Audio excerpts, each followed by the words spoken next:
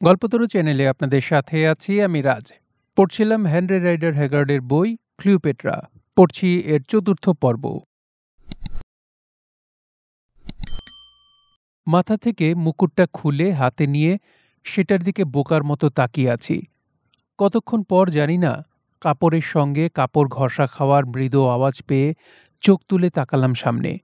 দেখলাম ক্রোধে উন্মত্ত বাঘিনীর মতো আমার দিকে তাকিয়ে আছে চার্মিয়ন। মেয়েটার কথা একেবারেই খেয়াল ছিল না। কি হয়েছে তোমার চার্মিয়ন? দাঁড়িয়ে থাকতে থাকতে পা ব্যথা হয়ে গেছে? ক্লিওপেট্রার সঙ্গে যখন বারান্দায় ছিলাম তখন কেটে পড়লে না কেন? আমার রুমাল কোথায়?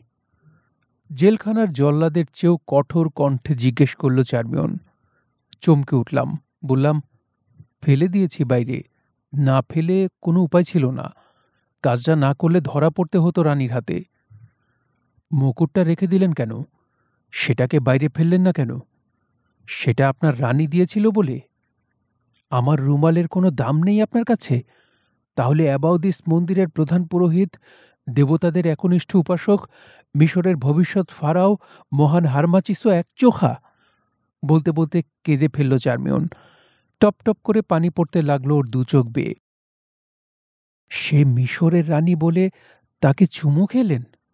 আর আমি আপনার চাচাতো বোন হওয়া সত্ত্বেও সাধারণ এক চাকরানী বলে এত অবহেলা করলেন?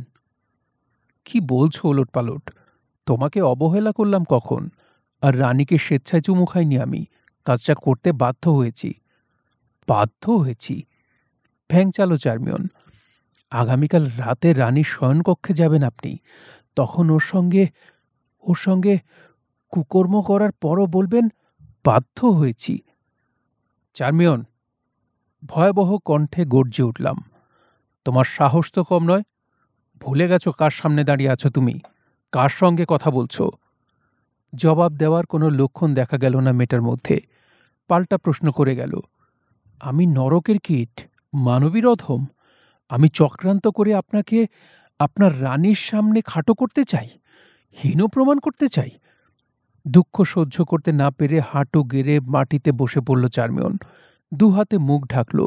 কাঁদতে কাঁদতে জিজ্ঞেস করল, আমার উপর দেবতাদের অভিশাপ নামক বলেননি আপনি?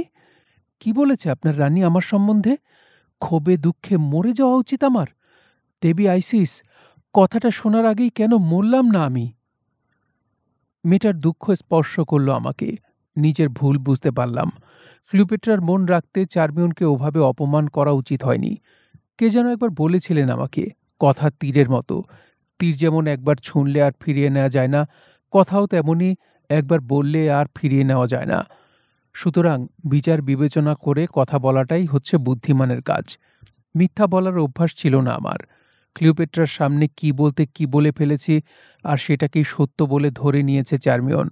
কি করব, কিভাবে সান্ত্বনা দেব মেয়েটাকে, কিছুই ভেবে পেলাম না। যদি দেবতাদেরকে... মুখ তুলে আমার দিকে তাকালো চার্মিয়ন। যদি দেবী আইসিসকে বিশ্বাস করেন আপনি, তাহলে তাদের নামে শপথ করে বলুন, আমার বুকে হাত রেখে বলুন, মিথ্যে বললে আমার ওপর দেবতাদের অভিশাপ নামবে, এই বাক্যটা উচ্চারণ করে বলুন।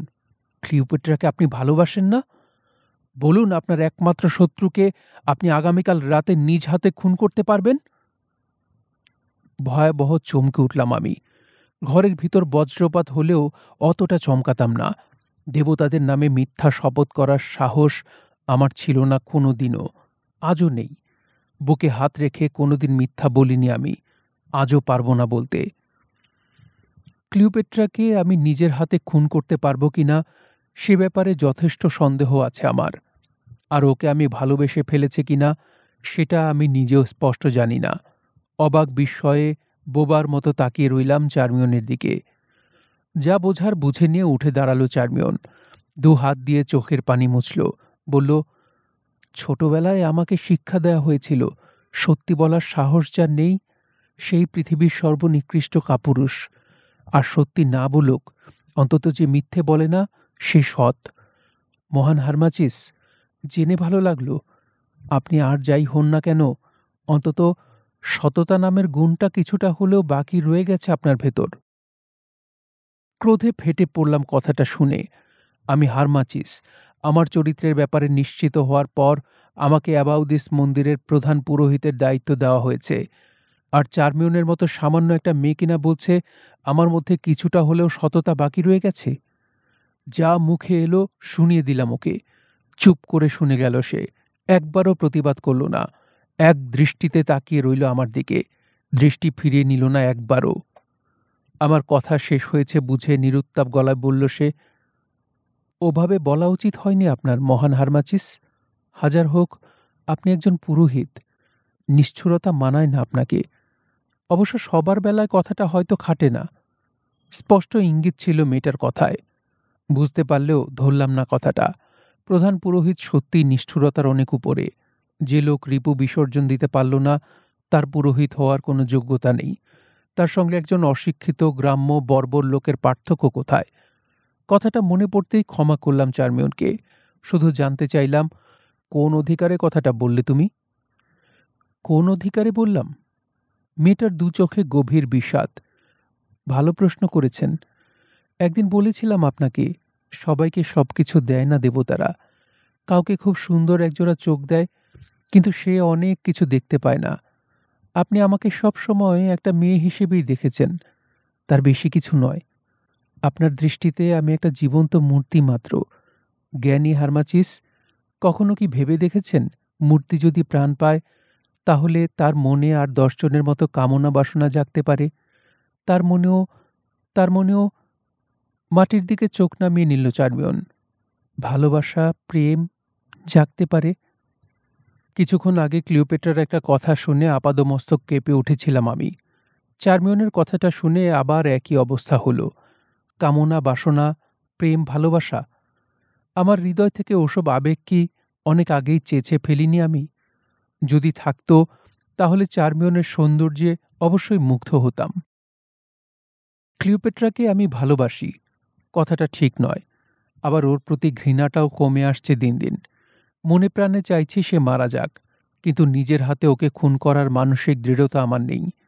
ভালোবাসা কাকে বলে সেটা না জানলেও ক্লিওপেট্রাকে আমি ভালোবাসি না সেটা জানি পরিষ্কার। এখন বুঝতে পারছেন কোন অধিকারে কথাটা আপনাকে বলেছি আমি? চার্মিয়নের প্রশ্নটা শুনে আমার অন্যমনস্ক ভাবটা কাটল, কিন্তু উত্তর দিতে না পেরে পিছিয়ে গেলাম দুপা। বসে পড়লাম একটা চেয়ারে। চুপ করে রইলাম, কারণ মাথা কাজ করছে না একেবারেই। কিছু বলবেন না আপনি? আমি আসলে ও, চার্মিয়নের ক্ষেত্রে আপনি অসহায়। চার্মিয়নকে সুদৃষ্টিতে দেখার সময় দেবতারা নজর রাখে আপনার উপর, আর ক্লিওপেট্রার বেলায় কোনো অসুবিধা নেই। তখন চোখ বন্ধ করে ফেলেন দেবতারা, তাই চুমু খান তাকে। আমি ক্লিওপেট্রাকে ভালোবাসি না চার্মিয়ন। আর আর আমি ওর হাতে চুমু খেয়েছি, অন্য কিছু নয়। দুঃখের হাসি হাসল চার্মিয়ন। বলল, বুকে হাত রেখে দেবী আইসিসের নামে শপথ করে 3 বার বলুন আপনি ক্লিওপেট্রাকে ভালোবাসেন না। প্রতিবার বলুন, মিথ্যে বললে দেবতাদের অভিশাপ নামক আপনার উপর। 2 বার ঢোক গিললাম। চার্মিয়নের কথা অনুযায়ী কাজ করার সাহস নেই আমার বুঝে চুপ করে বসে রইলাম। বিজয়িনীর হাসি হাসল চার্মিয়ন। সেই হাসিতে শুধু বিজয়ের চিহ্নই নয়, আরও কিছু একটা মিশেছিল। সেটা কি জানতে পেরেছিলাম অনেক দিন পর। ওকে সান্ত্বনা দেওয়ার জন্য কিছুক্ষণ পর বললাম, আমি ক্লিওপেট্রাকে ভালোবাসি না, আবার ওকে আগের মতো ঘৃণাও করি না। কিছু একটা হয়েছে আমার, সেটা কি জানি না আমি চার্মিয়ন। আমার মন শক্ত ছিল একসময়, এখন ভেঙে পড়েছি আমি। যতই দিন যাচ্ছে ততই ভেঙে পড়ছি আরও। তোমাকে এখন যা বললাম তার প্রতিটা কথা সত্যি। তুমি চাইলে দেবী আইসিসের নামে শপথ করে বলতে পারি। দরকার নেই, হাসল চার্মিয়ন। নিজেকে পুরোপুরি সামলে নিয়েছে সে। তাহলে আগামীকাল রাতে আপনি খুন করছেন না রানীকে? উত্তর দিলাম না। কিছু বুঝতে পারার ভঙ্গিতে একবার মাথা ঝাঁকালো মেয়েটা। বলল, কথাটা জানাতে হবে মামা সেপাকে, নতুন করে পরিকল্পনা করতে হবে আমাদের। মনে পড়ল বাবার কথা, মামা সেপার কথা, আমাকে বাঁচানোর জন্য নিজের নাতিকে উৎসর্গ করা বুড়ি দাইমা অটোয়ার কথা। মনে পড়ল মিশরবাসী অপেক্ষা করছে আমার জন্য, আমার বিজয়ের জন্য। গুপ্তচরেরা অপেক্ষা করছে ক্লিওপেট্রার হত্যার খবরটা নিয়ে যাওয়ার জন্য। আবু থেকে আথু পর্যন্ত অনেকগুলো শহরের গণ্যমান্য লোকেরা নীরবে অপেক্ষা করছেন সেই খবরটা শোনার জন্য। একটা বিপ্লব, একটা দাবানল অপেক্ষা করছে আমার জন্য। ইতিহাস তার অদৃশ্য পাতা খুলে অপেক্ষা করছে ক্লিওপেট্রার রক্তের জন্য। মাটির দিকে তাকিয়েছিলাম। চোখ তুলে তাকালাম চার্মিয়নের দিকে। একটা দীর্ঘশ্বাস ফেলে বললাম, আমি খুন করব ক্লিওপেট্রাকে। আমাদের পরিকল্পনা পাল্টাবে না। মামা সেপাকে কিছুই বলার দরকার নেই। তাহলে আমি আসি, মহান হারমাচিস। মাথা নেড়ে সায় দিলাম। বিদায়। বিদায়। আমাকে উদ্দেশ্য করে অল্প একটু মাথা ঝাঁকালো চার্মিয়ন, তারপর চলে গেল। পরদিন বিকেলের ৩ ঘণ্টা পর মামা সেপার বাসায় গেলাম আমি। দেখলাম ৭ জন বিদ্রোহী নেতা বসে আছেন সেখানে। আমাকে দেখে উঠে দাঁড়ালো সবাই, মাথা ঝুঁকিয়ে সম্মান করল, মুখে বলল, ফারাওয়ের জয় হোক। মেনে নিতে পারলাম না কথাটা। কিছুটা অসন্তুষ্ট হয়ে বললাম, আমি এখনো ফারাও হইনি, কাজেই আমাকে ওই নামে সম্বোধন করবেন না দয়া করে। আমার মন ভালো নেই বুঝতে পেরে সরাসরি কাজের কথায় চলে গেলেন মামা। মোট ৩১,০০০ লোক জোগাড় করতে পেরেছি আমরা। অস্ত্রও জোগাড় হয়েছে প্রয়োজন মতো। আগামী ৫ দিনের ভেতরেই মিশরের সব দুর্গ দখল হয়ে যাবে আশা করছি। রোমান শাসকদের কানে ক্লিওপেট্রার মৃত্যুর খবর পৌঁছবেই, তখন কি করব? জিজ্ঞেস করলেন একজন নেতা। ওদের সঙ্গে সন্ধি করা ছাড়া কোনো উপায় নেই। ওরা আমাদের বিরুদ্ধে কিছু করলে শান্তির প্রস্তাব পাঠাবো আমরা। প্রয়োজনে উপঢৌকন দিতে হবে। টাকা কোথায় পাওয়া যাবে সেটা ভালোই জানা আছে হারমাচিসের। ম্যাসেডোনিয়ানরা সহজেই মেনে নেবে না ব্যাপারটা, মনে করিয়ে দিলেন আরেকজন। ম্যাসেডোনিয়ানরা হয়তো আর্সিনোকে ফিরিয়ে আনার চেষ্টা করতে পারে। তখন যুদ্ধ করতে হবে আমাদের, কঠোর কণ্ঠে ঘোষণা করলেন মামা। প্রয়োজনে খুন করতে হবে আর্সিনোকে। আসল কথা, ম্যাসেডোনিয়ানরা যাকেই নেতা বানানোর চেষ্টা করবে তাকেই সরিয়ে দিতে হবে পৃথিবী থেকে। বেশ কিছুক্ষণ ইতস্তত করার পর বললাম আমি, যদি কোনো কারণে আজ রাতে ক্লিওপেট্রাকে খুন করতে না পারি তাহলে কি হবে? আমার দিকে বেশ কিছুক্ষণ এক দৃষ্টিতে তাকিয়ে রইলেন মামা। তারপর বললেন, তাহলে আগামীকাল সকালে ঠিক এখানে আবার মিলিত হব আমরা। সামনের কোনো উৎসবে প্রাসাদ ছেড়ে বের হবে রানী। বের হলে কোথায় ওকে আততায়ী খুন করতে পারবে সেসব নিয়ে আলোচনা করব। আর কিছু বলবে তুমি হারমাচিস? এপাশ ওপাশ মাথা নাড়লাম। বিদায় নেওয়ার আগে আমাকে আশীর্বাদ করলেন মামা। জিজ্ঞেস করলেন, একটা মানুষকে খুন করলে যদি লক্ষ মানুষ জীবনমৃত অবস্থা থেকে উদ্ধার পায় তাহলে কোনটা ভালো? কিন্তু মনে মনে বললাম আমি, মানুষটা যে ক্লিওপেট্রা, সৌন্দর্যের দেবী। মুখে কিছু না বলে বের হয়ে এলাম। নামলাম আলেকজান্দ্রিয়ার রাস্তায়। এখানে সেখানে ঘুরে বেড়াতে আরম্ভ করলাম। আমাদের লোকদের ওই রাতে যেসব জায়গায় অবস্থান নেওয়ার কথা সেগুলো দেখলাম ভালো মতো। তারপর আবার গিয়ে হাজির হলাম বন্দরের কাছাকাছি। আলেকজান্দ্রিয়ার ঠিক যে জায়গাটাতে পা রেখেছিলাম প্রথমে, গিয়ে দাঁড়ালাম সেখানে। বিষাদে আচ্ছন্ন মন নিয়ে তাকালাম নীল নদের দিকে। ভাবলাম এমন কোনো জায়গায় যদি জন্ম হতো আমার, যেখানে কেউ আমাকে চিনত না, যেখানে রাজা নয়, খুব সাধারণ একজন মানুষ হিসেবে জীবনটা কাটিয়ে দিতে পারতাম, তাহলে খুব ভালো হতো। এই কুৎসিত রাজনীতি, এত মানুষের রক্ত, সিংহাসন ফিরে পাওয়ার পরও আমাকে শান্তিতে থাকতে দেবে না কোনো দিন, টের পেলাম স্পষ্ট।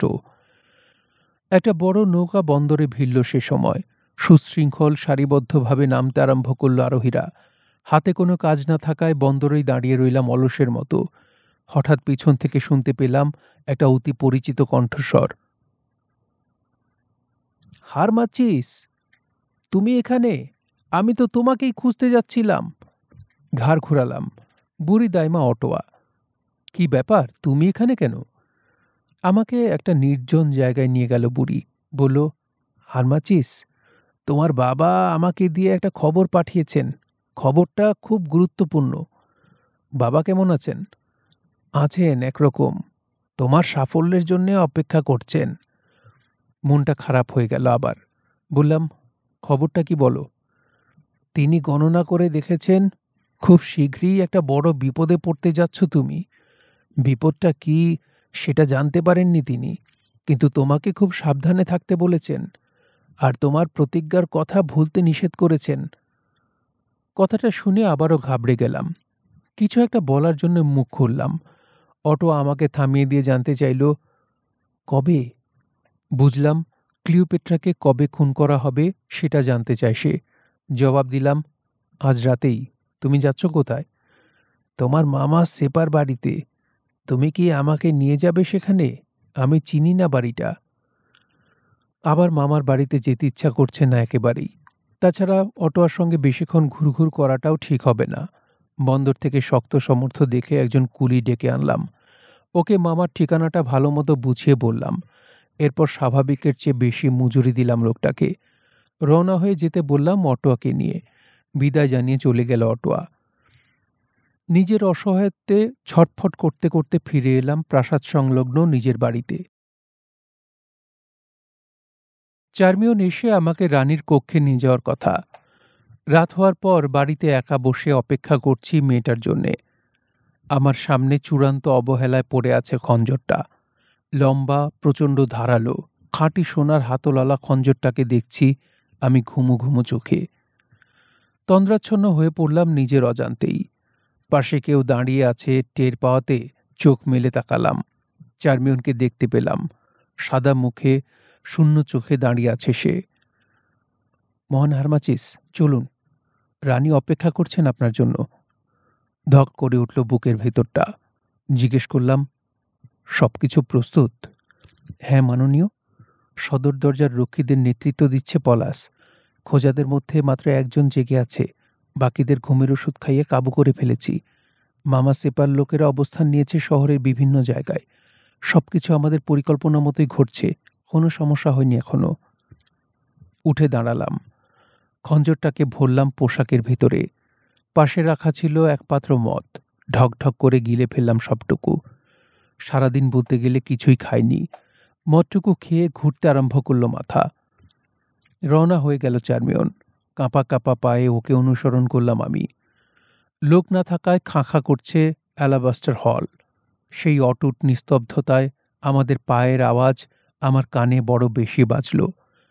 ক্লিওপেট্রার শয়নকক্ষের বাইরে এসে থেমে দাঁড়ালো চার্মিয়ন। চাপা গলায় বলল, আপনি এখানে একটু অপেক্ষা করুন মহান হারমাচিস। আমি ভেতরে গিয়ে দেখি রানী জেগে আছেন কিনা।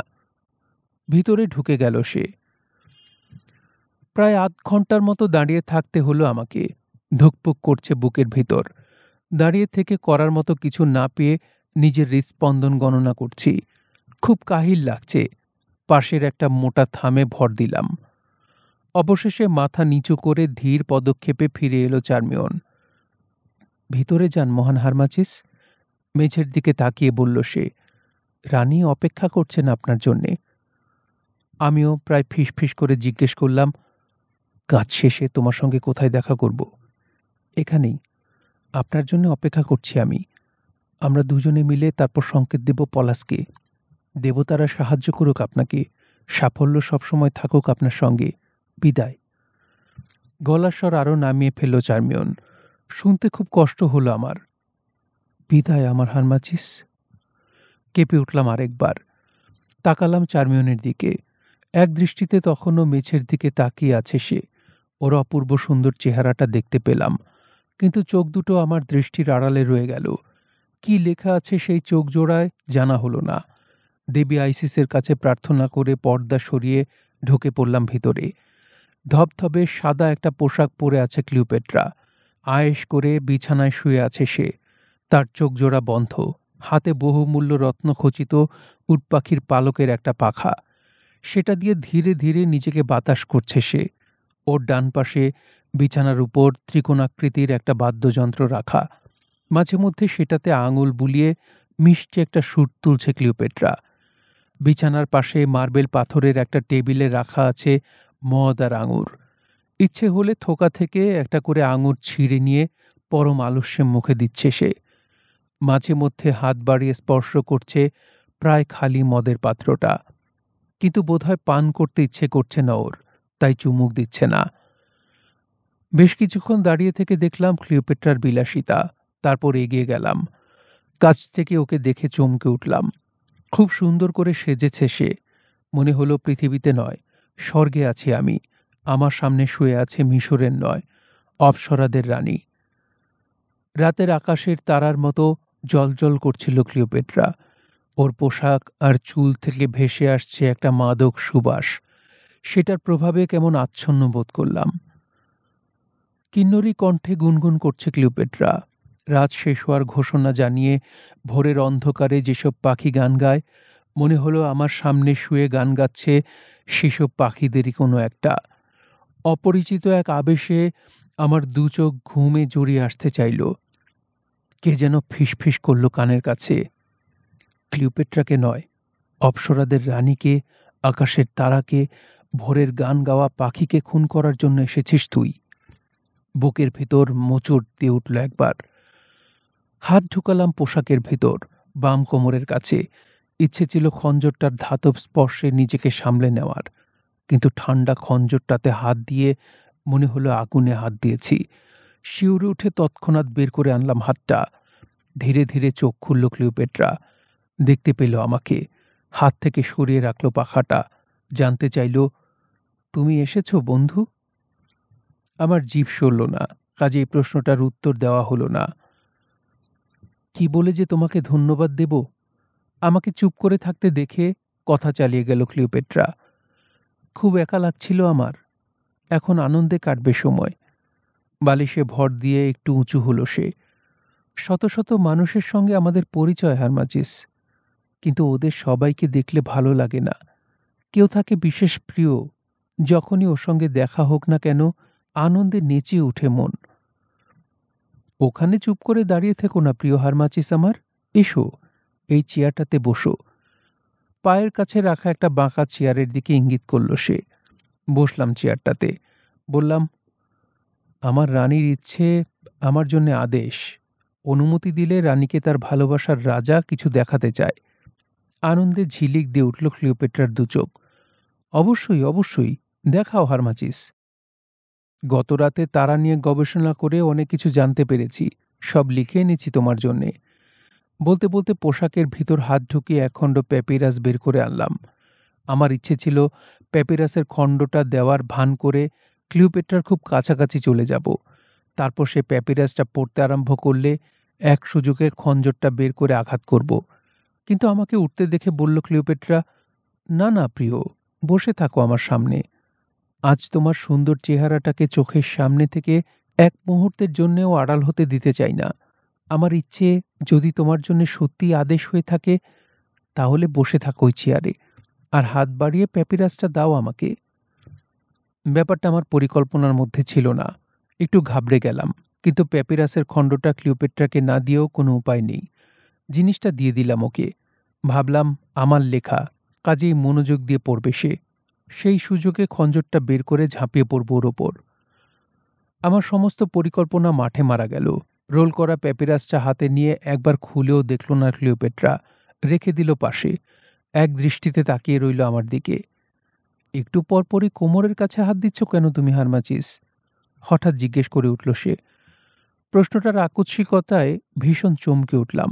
বার কয়েক ঢোক গিলে পরিষ্কার করার চেষ্টা করলাম গলার ভিতরটা। তোতলাতে তোতলাতে কোলা ব্যাঙের মতো আওয়াজ করে বললাম, মানে আমার পেট ব্যথা করছে। কিছু বলল না ক্লিওপেট্রা। আগের চেয়েও তীক্ষ্ণ দৃষ্টিতে দেখতে লাগলো আমাকে। অপেক্ষা, পরিহাস আর অদ্ভুত এক বেদনা মিশেছিল ওর সেই দৃষ্টিতে। কিংকর্তব্য বিমূঢ় হয়ে পড়লাম আমি। জঘন্য কাজটা কিভাবে করা যায় ভাবতে লাগলাম। ঝাঁপিয়ে পড়তে পারতাম ক্লিওপেট্রার ওপর, এবং খুব সহজেই কাবু করতে পারতাম ওকে, কিন্তু হয়তো চিৎকার করে উঠত সে। শুনে তরবারি হাতে ছুটে আসত খোঁজাটা। তাছাড়া আমি অ্যাবাউদিস মন্দিরের পুরোহিত। জীবনে স্বেচ্ছায় সজ্ঞানে কোনো নারীকে স্পর্শও করিনি।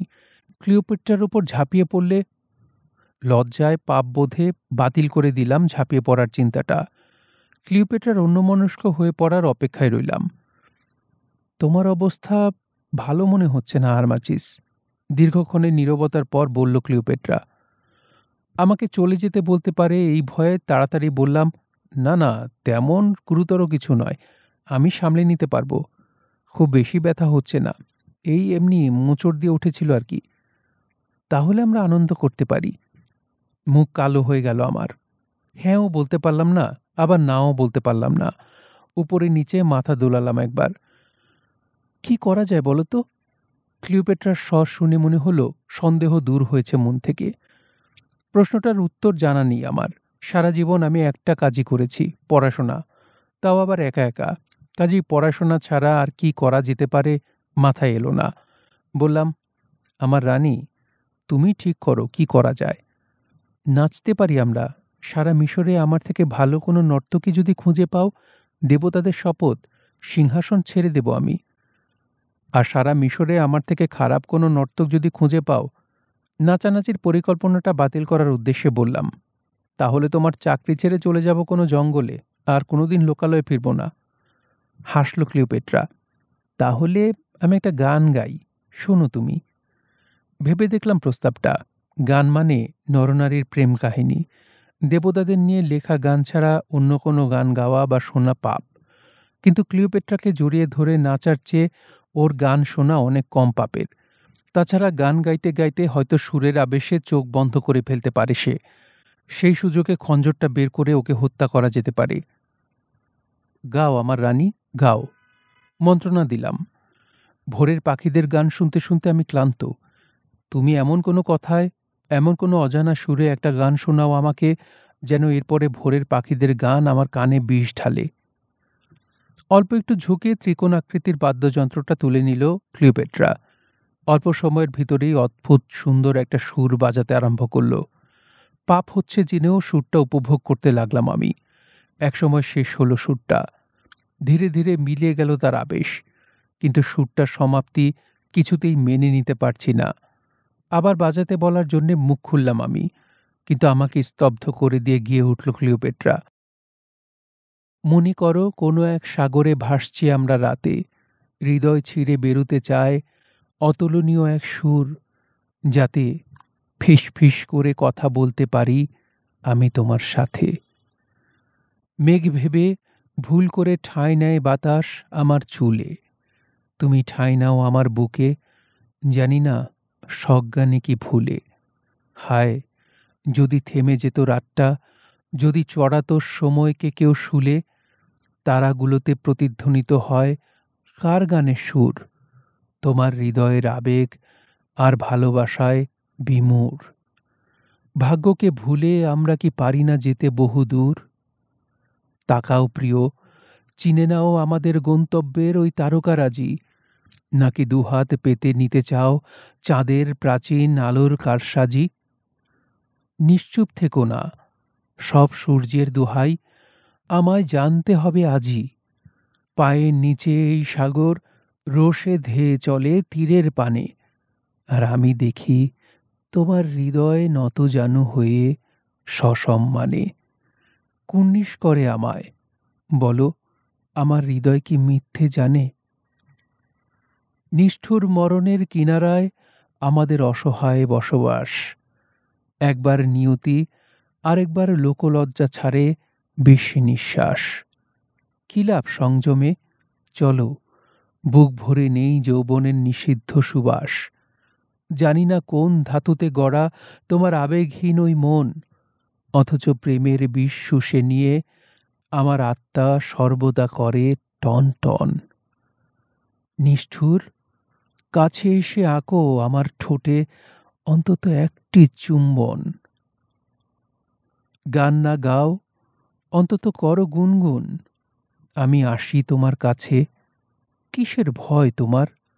তাকিয়ে দেখো, আর কেউ কি আছে?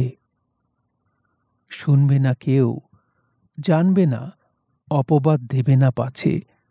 মাংসল দেহকে একদিন খাবে সময়, কিন্তু জীবন হবে না শেষ। অনন্তের পানে যাত্রা শুরুর আগে একবার করো মনোনিবেশ। নিজের সত্তায় কামনা জাগায় কি সেখানে এই গানের আবেশ? স্তিমিত হতে হতে একসময় মিলিয়ে গেল কথাগুলো, কিন্তু আমার হৃদয়ে প্রতিধ্বনিত হতে লাগলো বারবার। প্রেমের গান খুব কম শুনেছিলাম আমি, সুতরাং ক্লিওপেট্রার গানটা শুনে ভিতরে ভিতরে আন্দোলিত না হয়ে পারলাম না। মন প্রাণ উজাড় করে হৃদয়ের সমস্ত আবেগ দিয়ে গানটা গাইল সে। শুধু তাই নয়, পরিবেশটাও মানানসই, আর ওর গলাও খুব চমৎকার। তাই সত্যিই আমার দেহ মনে একটা নিষিদ্ধ কামনা অনুভব করতে পারলাম। আবেগ আর ভয়ের প্রাবল্যে থরথর করে কাঁপতে আরম্ভ করলাম। কিছুক্ষণ চুপ করে থাকার পর জানতে চাইল ক্লিওপেট্রা, একবার ধন্যবাদও দেবে না আমাকে? হারমাচিস, আমি কি এতই খারাপ গাইলাম? রানী, ক্লিওপেট্রার চোখে চোখ রাখতে পারছিলাম না কিছুতেই। খুবই ভালো গেয়েছ তুমি। সত্যি বলতে কি, অভিভূত হয়ে পড়েছি আমি। কিন্তু গানের কথাগুলো। ঠোঁট বাঁকা করে হাসল ক্লিওপেট্রা। আমি কিছু বুঝে ওঠার আগেই দুহাত প্রসারিত করল আমার দিকে। এসো হারমাচিস, কাছে এসো। খুব নরম সুরে ডাকল সে। ওই চেয়ার ছেড়ে আমার পাশে এসে বসো। তোমাকে অনেক কথা বলতে চাই আমি। একপাশে সরে গিয়ে আমার জন্য জায়গা করে দিল সে। সম্মোহিতের মতো উঠলাম চেয়ার ছেড়ে, খাটের একেবারে কোনায় গিয়ে বসলাম। আমার আর ক্লিওপেট্রার মাঝখানে অনেকখানি জায়গা ফাঁকা থেকে গেল। দেখে হাসল সে। বালিশটা মাথার পিছনে দিয়ে অদ্ভুত দৃষ্টিতে তাকিয়ে রইল আমার দিকে। খঞ্জরটা বের করে আনার উদ্দেশ্যে ডান হাতটা আবার বাম কোমরের কাছে নিলাম আমি। হাত বাড়িয়ে আমার হাতটা ধরল ক্লিওপেট্রা, নিজের দিকে টেনে নিল। তারপর পরম মমতায় আঙুল বোলাতে আরম্ভ করল আমার আঙুলগুলোর ওপর। তোমাকে দেখে খুব অস্থির বলে মনে হচ্ছে আমার হারমাচিস। তুমি কি অসুস্থ? কিছুটা। নিজের স্বর নিজের কাছেই অপরিচিত ঠেকল। তাহলে একটা বালিশ আমার দিকে বাড়িয়ে দিল ক্লিওপেট্রা। শুয়ে পড়ো, বিশ্রাম নাও। কিছু করলাম না, বসে রইলাম মূর্তির মতো। ক্লিওপেট্রা খুব আলতো করে ধরে রইল আমার ডান হাতটা। তাতেই সব শক্তি হারিয়ে ফেললাম আমি। ইচ্ছা থাকা সত্ত্বেও সরাতে পারলাম না হাতটা। মনে হয় গতকাল অনেক রাত জেগে তারা নিয়ে পড়াশোনা করেছ তুমি। এখন খারাপ লাগছে, শুয়ে পড়ো। বালিশটাতে ভর দিয়ে আতশোয়া হওয়ার ভঙ্গি করলাম। ক্লিওপেট্রা আমার ডান হাতটা ধরেই রইল। হারমাচিস, কিছুক্ষণ পর নিচু গলায় আমাকে ডাকল সে। কখনো কাউকে ভালোবাসনি তুমি? চমকে উঠলাম প্রশ্নটা শুনে। কোলাব্যাঙের স্বরে প্রতিবাদ করলাম, না না, না না, কাউকে ভালোবেসে আমি কি করব? পাশ থেকে একটা দীর্ঘশ্বাসের শব্দ ভেসে এলো। কি অদ্ভুত লোক তুমি হারমাচিস। আমার মাঝে মধ্যে কি মনে হয় জানো? মনে হয় আমি আর চার্মিয়ন বাদে আর কোনো মেয়ের সঙ্গে তুমি কথাও বলনি কোনোদিন।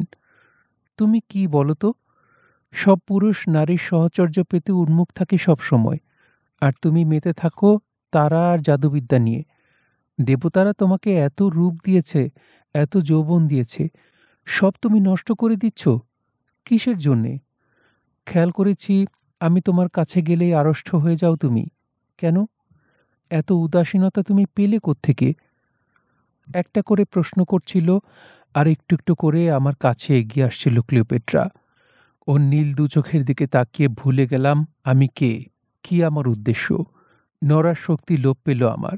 সেই সুযোগে হাত বাড়িয়ে আমার ঘাড় পেঁচিয়ে ধরল ক্লিওপেট্রা, এবং আমি সরে যাওয়ার আগেই চুমু খেল আমার ঠোঁটে। একটা কালো পর্দা ছাড়া আর কিছু দেখতে পেলাম না চোখের সামনে। ভুলে গেলাম দেবদেবীদের, ভুলে গেলাম আমার প্রতিজ্ঞার কথা, আমার সম্মান, দেশ, বন্ধু, শুভাকাঙ্ক্ষী, সব কিছু। কানের কাছে মুখ নামিয়ে ফিস ফিস করে বলল ক্লিওপেট্রা, আমি তোমাকে ভালোবাসি হারমাচিস। আমার ভালোবাসার রাজা, আমার প্রভু, আমার দেবতা, আমি তোমাকে ভালোবাসি। কিছু বললাম না, বলার ক্ষমতাও ছিল না। আমি জানি, বলে চলল রানী, তুমিও আমাকে ভালোবাসো। তুমি যতবার অস্বীকার করবে ততবার আমি ধরে নেব আমার অনুমানই ঠিক। এখন একটা কাজ করো প্রিয়। বলতে বলতে আবার আমাকে একটা চুমু খেল ক্লিওপেট্রা। আমাদের ভালোবাসার নামে এক পাত্র মদ ঢেলে নাও ওই বোতল থেকে। তারপর এক চুমুক পান করো প্রথমে। পাত্রটাকে খালি করে ফেলো না আবার। আমার জন্য কিছুটা রেখো। তোমার পর আমিও খাবো এক ঢোক। ক্লিওপেট্রার কথা মতো বোতল থেকে মদ ঢেলে পূর্ণ করলাম পাত্রটা। হাত কাঁপছিল, তাই বেশ কিছুটা মদ পড়ে গেল পাত্রের বাইরে। একবার তাকালাম পিছনে, মুখে হাসি নিয়ে আমার কাজ দেখছে ক্লিওপেট্রা। কিছুটা বাকি রাখতে বলেছিল সে, কিন্তু শুকিয়ে যাওয়া গলাটা ভেজাতে এক ফোঁটাও বাকি রাখলাম না। এক ঢোকে শেষ করে ফেললাম সবটুকু মদ। তারপর আবার ঢাললাম এবং আবার গিললাম। পিপাসা মিটল না তবুও। ভালোবাসার পিপাসা মদে মিটে না, কথাটা জানতাম না তখন। কাজেই হাতে তুলে নিলাম বোতলটা এবং এক নিঃশ্বাসে খালি করে ফেললাম। ভুলটা বুঝতে পারলাম সঙ্গে সঙ্গেই। অজ্ঞান করার খুবই শক্তিশালী একটা ওষুধ মেশানো ছিল মদে। বোতলটা খালি করা মাত্রই ঢলে পড়লাম বিছানায়। সর্বশক্তিতে হাত পা নাড়ার চেষ্টা করলাম, পারলাম না। চিৎকার করার চেষ্টা করলাম, তাও পারলাম না। অসহায়ের মতো তাকালাম ক্লিওপেট্রার দিকে। দেখলাম দাঁত বের করে হাসছে সে। তাকিয়ে তাকিয়ে আমার অসহায়ত্ব উপভোগ করল কিছুক্ষণ। তারপর নিচু হয়ে আমার পোশাকের ভিতর থেকে টেনে বের করল খঞ্জরটা। অস্ত্রটাকে ভালো মতো দেখল সে। তারপর চিৎকার করে বলল, আমি জিতে গেছি, আমি আবার জিতে গেছি। আমাকে খুন করার জন্য এই খঞ্জরটা সঙ্গে করে নিয়ে এসেছিলে তুমি, তাই না হারমাচিস? কিন্তু উল্টো আমি আমার রূপের খঞ্জর দিয়ে খুন করলাম তোমাকে। ধাতুর খঞ্জরের চেয়ে নারীর রূপের খঞ্জর কত ভয়ঙ্কর দেখলে পুরোহিত। তোমার বন্ধু আর সহচরেরা এখন কোথায় লুকিয়ে আছে? সংযমী জ্যোতিষী প্রাসাদের পূব দিকের দরজার বাইরে দাঁড়িয়ে দাঁড়িয়ে কিসের জন্য অপেক্ষা করছে ওরা? তোমার সংকেতের? জিভ নাড়ার ক্ষমতা না থাকায় কিছুই বলতে পারলাম না। ওষুধ মেশানো মদ আমাকে অথর্ব করে দিল। ধীরে ধীরে জ্ঞান হারাতে লাগলাম আমি পুরো অজ্ঞান হয়ে যাইনি টের পেয়ে কথা চালিয়ে গেল ক্লিওপেট্রা। বলো তো হারমাচিস, এখন কি করা উচিত আমার? চিৎকার করে রক্ষীদের ডাকবো, নাকি খঞ্জরটা ঢুকিয়ে দেব তোমার বুকে? খঞ্জরটা আমার বুকের বাম দিকে বসালো সে। তারপর জোরে চাপ দিল। অনুভব করলাম চামড়া কেটে ভিতরে ঢুকতে আরম্ভ করেছে সেটা। হঠাৎ লাফ দিয়ে উঠে দাঁড়ালো ক্লিওপেট্রা। চিৎকার করে বলল, না, আমি তোমাকে মারব না। বোকারা ফারাও বানিয়েছিল তোমাকে। তুমি একটা বিপ্লব ঘটানোর চেষ্টা করেছিলে। পরাজিত ফারাও। মৃত্যু প্রার্থনা করার জন্যে তোমাকে নতুন জীবন দিলাম আমি। 1000 বার মরতে চাইবে তুমি, কিন্তু মরণ আসবে না তোমার কাছে। অ্যামেনহেটের রক্ত ক্লিওপেট্রার শাস্তি কি, হাড়ে হাড়ে সেটা টের পাবে এখন। বেঁচে থাকো আমার প্রাক্তন প্রেম, তোমার রক্ত দিয়ে জ্বালাবো আমার বিজয়ের প্রদীপ। জ্ঞান হারালাম আমি। জ্ঞান ফিরে এলো আমার। চারপাশে তাকাতে দিনের আলোয় সবকিছু খুব পরিচিত বলে মনে হলো। প্রাসাদ সংলগ্ন যে বাড়িটা দেওয়া হয়েছিল আমাকে, সেটা শয়নকক্ষের মেঝেতে চিত হয়ে পড়ে আছি। লাফ দিয়ে উঠে দাঁড়ানোর চেষ্টা করলাম, পারলাম না। অনুভব করলাম প্রচণ্ড ভারী কিছু চেপে বসে আছে আমার উপর। জিনিসটাকে সরাতে খুব কষ্ট হলো আমার। উঠে দাঁড়ানোর পর সেটা দেখে না চমকে পারলাম না। একটা মৃতদেহ। উপুড় হয়েছিল লাশটা। চিৎ করলাম সেটাকে। আবারও একবার চমকাতে হলো। ক্যাপ্টেন পলাশ।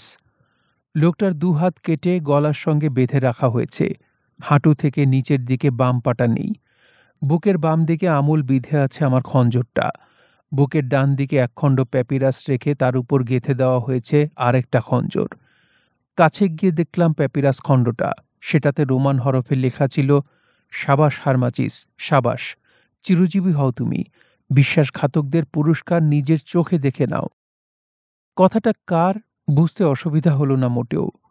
রাগে, দুঃখে, ভয়ে, লজ্জায় পিছাতে আরম্ভ করলাম। একসময় দেয়ালে ঠেকল পিঠ। কি করব ভেবে না পেয়ে বসে পড়লাম। হতাশায় ছিঁড়তে ইচ্ছে করল নিজের চুল। সব পরিকল্পনা নস্যাৎ হয়ে গেছে। শুধু তাই নয়, কুচক্রীদের নিষ্ঠুরতম শাস্তি দিতে দেরি করেনি ক্লিওপেট্রা। আবার উঠে দাঁড়ালাম লাফ দিয়ে। চার্মিয়নের দেওয়া তালিকাগুলো লুকিয়ে রেখেছিলাম ঘরটার একটা গোপন জায়গায়। এক দৌড়ে গিয়ে হাজির হলাম সেখানে।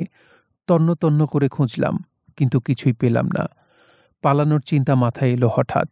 ছুটাছুটি আরম্ভ করলাম সারা বাড়িতে, কিন্তু জানলার বাইরে দরজার সামনে 100রও বেশি রক্ষীকে গিজগিজ করতে দেখে হতাশ হয়ে আবার বসে পড়লাম মাটিতে। হাঁটুর উপর মাথা রেখে ঘুমিয়ে পড়েছিলাম। দরজার তালা খোলার শব্দে ভেঙে গেল ঘুমটা।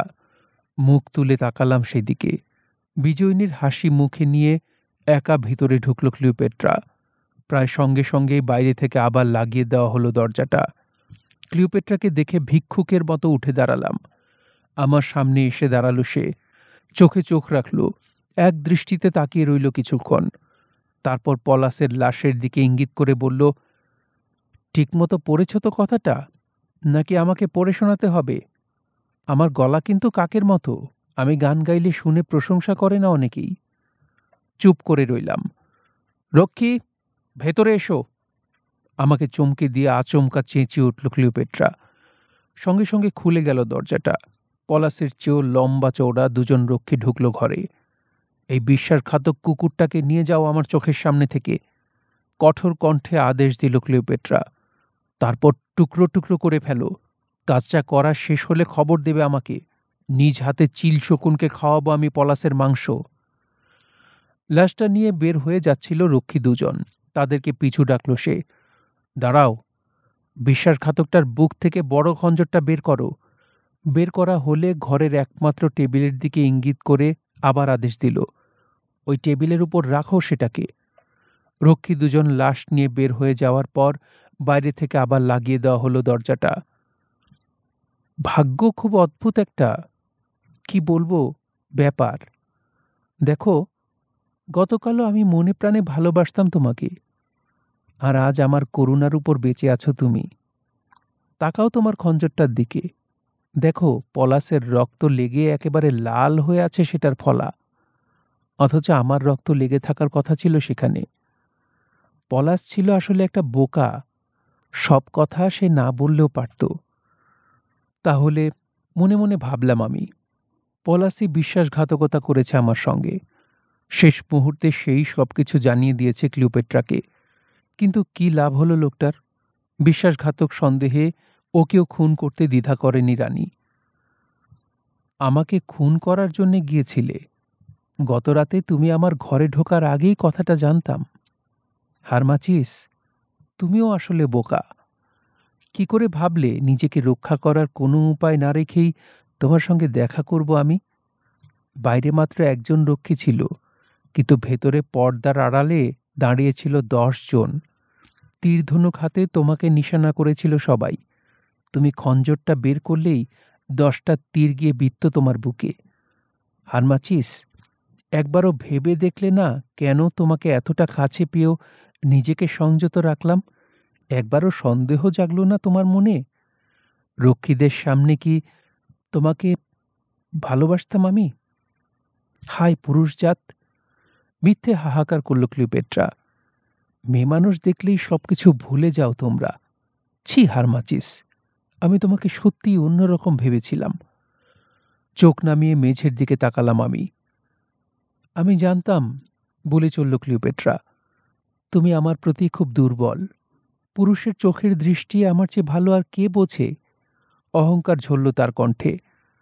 আমি জানতাম তোমাকে অল্প একটু ভালোবাসলেই কাবু হয়ে যাবে তুমি। তখন খুন করা তো দূরের কথা, হাসি মুখে খুন হয়ে যেতেও আপত্তি থাকবে না তোমার। আমার গান শুনেই মোমের মতো গলে গেলে তুমি। তোমার হাত ধরাতে পাথরের মতো শক্ত হয়ে গেলে, আর চুমু খাওয়ার পর তো... বাক্যটা শেষ না করে হাহা করে হাসল ক্লিওপেট্রা। তোমার মনে আমাকে খুন করার বাসনা ছিল হারমাচিস, বলে চলল সে। আবার আমাকে পাওয়ার তীব্র কামনাও ছিল। কামনাটা বেশি হয়ে গেল গত রাতে। বেশি হলো কারণ আমি, সৌন্দর্যের দেবী ক্লিওপেট্রা, চেয়েছিলাম বেশি হোক। আমার চোখে চোখ রেখে আমাকে খুন করতে পারে এমন কোনো পুরুষ, এমনকি কোনো জল্লাদও নেই সারা পৃথিবীতে। বলতে বলতে টেবিলটার কাছে এগিয়ে গেল সে। হাতে তুলে নিল রক্তমাখা খঞ্জরটা। তারপর আবার এসে দাঁড়ালো আমার সামনে। খঞ্জরটা আমার হাতে ধরিয়ে দিয়ে বলল, নাও ধরো, তাকাও আমার চোখে। তারপর পারলে খুন করো আমাকে। বাধা দেওয়ার কেউ নেই।